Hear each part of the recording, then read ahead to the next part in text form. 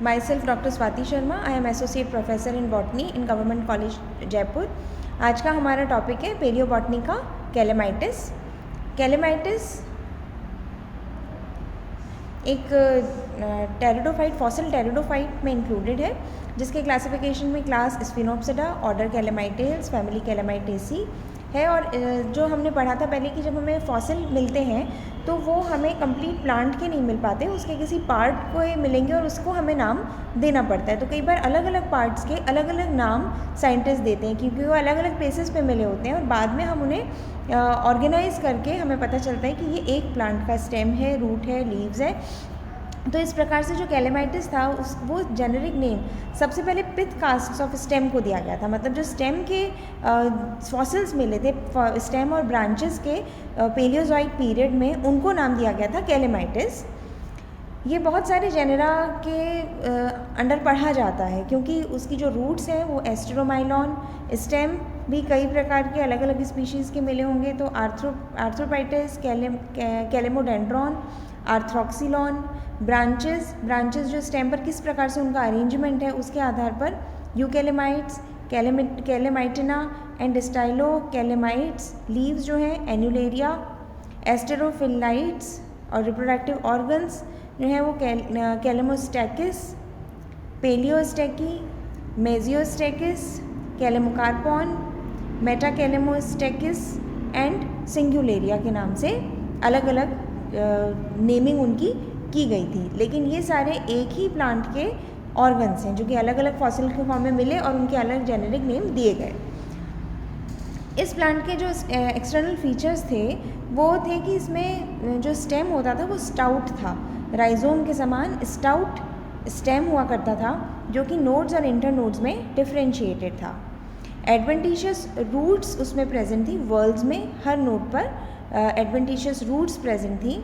और उसमें upright shoot में वर्ल्ड लीव्स प्रेजेंट थी, मतलब जो पत्तियां थी वो वर्ल्ड की फॉर्म में प्रेजेंट थी. और उसमें जो ब्रांचेस थी वो भी पेयर्ड थी या फिर वर्ल्ड, यानी कि या तो पेयर में थी या फिर वो चक्र के रूप में प्रेजेंट थी, पत्तियां भी और ब्रांचेस भी. रूट्स जो हैं वो पेट्रिफिकेशंस में पाई जाती है. मतलब जो फॉसिल का टाइप हमने पढ़ा था किस प्रकार से फॉसिलाइजेशन होता है, तो पेट्रिफिकेशन फॉसिल्स की फॉर्म में जड़ें उसकी पाई जाती हैं. उन पर नोड्स और इंटरनोड्स एब्सेंट हुआ करती थी. उनका स्ट्रक्चर स्टेम के समान ही होता था और इंटरनल स्ट्रक्चर कॉर्टेक्स और स्टील दो भागों में बटा हुआ करता था. स्टेम जो थे वो ब्रांच भी थे और अनब्रांच्ड भी थे. नोड्स और इंटरनोड्स उन पर प्रेजेंट हुआ करती थी. ब्रांचेस प्रेजेंट भी हो सकती थी, एब्सेंट भी हो सकती थी. और पैटर्न जो होता था उनका ब्रांचेस का, उनको कैलेमाइटिस में 3 प्रकार का पैटर्न पाया जाता है. उसके आधार पर उनको 3 सब जेनेरा में बांटा गया. यूकेलेमाइट्स, कैलेमाइटिना एंड स्टाइलोकैलेमाइट्स. यूकेलेमाइट्स में जो ब्रांचेस थी वो लगभग हर नोड पे प्रेजेंट होती थी और वो पेयर्स में पाई जाती थी. कैलेमाइटिना में जो पत्तियां थी वो स्मॉल होती थी और ब्रांचेस चक्र के रूप में पाई जाती थी और कुछ ही नोड्स पर पाई जाती थी, सभी नोड्स पर नहीं पाई जाती थी. स्टाइलोकैलेमाइट्स में ब्रांचें नहीं होती थी, अनब्रांच होता था या फिर बहुत ही इरेगुलर कहीं कहीं पर ब्रांचेस प्रेजेंट हुआ करती थी. ये अलग अलग उसके जो जेनरा हैं उनके मतलब जो फॉर्म जेनरा जो कि नाम दिए गए उनके स्ट्रक्चर्स हैं. इस प्रकार का पेड़ ये पाया जाता था. तीनों तरीके के जेनरा, अलग अलग प्रकार के स्ट्रक्चर, उनके एक्सटर्नल मॉर्फोलॉजी अलग अलग प्रकार की होती थी. इंटरनल स्ट्रक्चर जो पिथ कास्ट थे उनमें रिजेस और ग्रूव्स पाई जाती हैं और रिजेस और ग्रूव्स का जो नंबर होता है वो प्रोटोजाइलम स्ट्रैंड्स के समान होता है. उनके इक्वल नंबर के रिजेस और ग्रूव्स पाए जाते हैं. रिजेस और ग्रूव्स का मतलब कहीं पर वो स्टेम उभरा हुआ है और कहीं पर वो अंदर धंसा हुआ है. एक सेंटर में पिथ की कैविटी प्रेजेंट होती थी, लेकिन जो पिथ था वो नोड्स पर सॉलिड हुआ करता था. नोड्स पर तो पिथ सॉलिड होता था और बाकी में वो उसमें एयर स्पेस पाई जाती थी इंटरनोड वाले पार्ट में. प्राइमरी वेस्कुलर बंडल्स तो रिंग में प्रेजेंट होते थे और वो कोलेट्रल होते थे. कोलेट्रल मतलब बाहर की तरफ फ्लोएम, अंदर की तरफ जाइलम प्रेजेंट होता था. कैरेनल कैनाल भी पाई जाती थी. कैरेनल कैनाल मतलब एयर स्पेस इसमें प्रेजेंट होती थी वेस्कुलर बंडल्स में. और इंट्रावेस्कुलर रेज भी सेकेंडरी जाइलम में पाई जाती थी. कॉर्टेक्स पैरेन्काइमेटा सेल्स की बनी होती थी। Parenchymata cells naturally thin walled cells होती हैं और उसके चारों तरफ थिक वॉल्ड स्मूथ पेरिडर्म पाई जाती थी। ये उसके स्टेम का स्ट्रक्चर है कैलेमाइटिस के, कि किस प्रकार का उसमें स्ट्रक्चर होता था। सेंटर में लार्ज पिथ प्रेजेंट होता था, सेकेंडरी जाइलम भी प्रेजेंट था, कॉर्टेक्स प्रेजेंट थी और मेटाजाइलम प्रोटोजाइलम इसमें प्रेजेंट थे। एन्युलेरिया लीव्स जो होती हैं वो बहुत पतली होती हैं और 15 से 30 होती हैं नंबर में, एक चक्र में वो 15 से 30 प्रेजेंट होती हैं। और एस्टेरोफिलाइट्स लीव्स जो होती हैं वो 8 से 13 होती हैं नंबर में, उनका जो नंबर होता है वो एक चक्र में 8 से 13 होता है। ये पत्तियाँ नीचे से बेस से जुड़ी हुई होती हैं और इनके अंदर का जो डिफ्रेंसिएशन है वो एपिडर्मिस, मीजोफिल और स्टील में डिफ्रेंशिएटेड होती हैं। एपिडर्मिस सिंगल लेयर्ड होती है, स्टोमेटा भी प्रेजेंट होते हैं, रंध्र भी प्रेजेंट होते हैं और मीजोफिल में क्लोरोफिल पाया जाता है और वेस्कुलर बंडल्स के चारों तरफ बंडल शीथ भी प्रेजेंट होती थी। नाउ स्ट्रोबाइलस वो स्पेशल शूट्स होते थे, नोड्स पर स्पेशल फर्टाइल शूट्स ओरिजिनेट होते थे, उन पर स्ट्रोबाइलस प्रेजेंट होती थी। कैलेमाइटिस में जो स्पोरेंजियोफोर्स हैं वो वर्ल्ड्स में पाए जाते हैं और वर्ल्ड्स में उनके वर्ल्ड्स के बीच बीच में स्टेराइल ब्रैक्ट्स भी पाई जाती थी। उसके जो बेस्ट नोन फॉर्म्स हैं वो हैं पेलियोस्टाइकिया,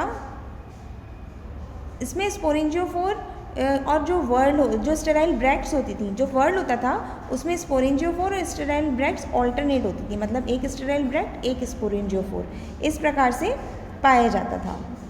जो स्टेराइल ब्रैक्ट्स होती थी वो बेस से फ्यूज़ हो जाती थी और जो स्पोरेंजियोफोर का नंबर होता था वो वेरी करता था, लेकिन ज़्यादातर उनका नंबर 4 होता था, मतलब 4 स्पोरेंजियोफोर्स एक नोड पर पाए जाते थे।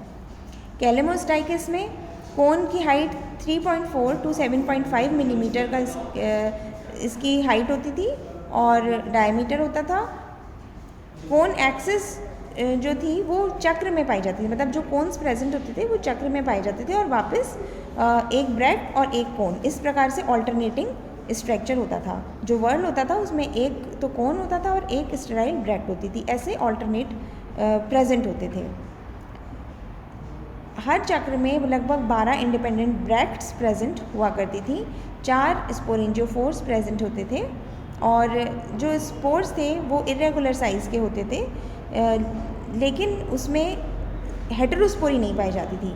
मतलब हेटेरोस्पोरी जिसमें कि 2 तरीके के स्पोर्स पाए जाते हैं, मेल और फीमेल, लेकिन इसमें ऐसा नहीं होता था, शेप उनकी रेगुलर होती थी लेकिन हेटेरो 2 प्रकार के नहीं होते थे, एक ही प्रकार के स्पोर्स पाए जाते थे। ये इसमें बता रखा है कि किस प्रकार का स्ट्रक्चर हुआ करता था स्ट्रोबाइलस का।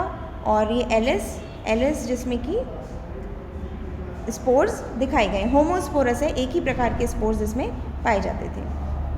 कैलेमोकार्पॉन ये हेटेरोस्पोरस कोन होता था जिसमें कि अलग अलग प्रकार के यानी कि मेगास्पोर्स और माइक्रोस्पोर्स 2 प्रकार के स्पोर्स पाए जाते थे।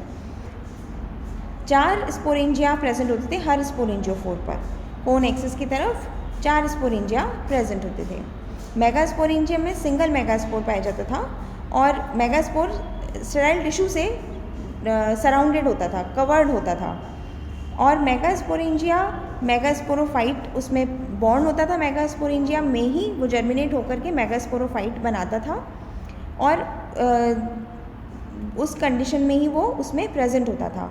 तो इस प्रकार से ये लेपिडोकार्पॉन से मिलता जुलता है जो कि सीड हैबिट को एक्सप्लेन करता है, क्योंकि इसमें तो मेगास्पोर्स लिबरेट हो जाया करते थे, जनरली लिबरेट हो जाया करते हैं टेरिडोफाइट्स में, लेकिन ये उसी में ही रहता था मेगास्पोर और वहाँ जर्मिनेट होकर गैमीट बनाता था, मेगा गैमिटोफाइट बनाता था। मेगा गैमिटोफाइट बनाना क्या है, सीड हैबिट को शो करता है, जो कि लेपिडोकार्पॉन में भी प्लांट्स शो करते हैं। तो ये है कि इस प्रकार से जो टेरिडोफाइट्स हैं उनसे सीड प्लांट्स बने होंगे। ये सिंगल मेगास्पोरेंजियम है जिसका कि स्ट्रक्चर इसमें दिया गया है। तो इस प्रकार से कैलेमाइटिस जो है वो वास्तव में तो स्टेम का फॉसिल था, सबसे पहले जो मिला उसको नाम दिया, लेकिन बाद में जो अलग अलग लीव्स, रूट्स, जो उसके स्ट्रोबाइलस मिली है, मेगास्पोर्स मिले हैं, तो ये पता चला कि ये अलग अलग स्पीशीज़ हैं और स्पीशीज़ जो थी पर वो थी कैलेमाइटिस की और वो एक ही प्लांट के ही पार्ट्स मतलब एक ही तरीके का प्लांट था, किसी का कहीं स्टेम प्रिजर्व हो गया, किसी प्लांट का कहीं रूट प्रिजर्व हो गया, किसी प्लांट का कहीं पर लीफ प्रिजर्व हो गई।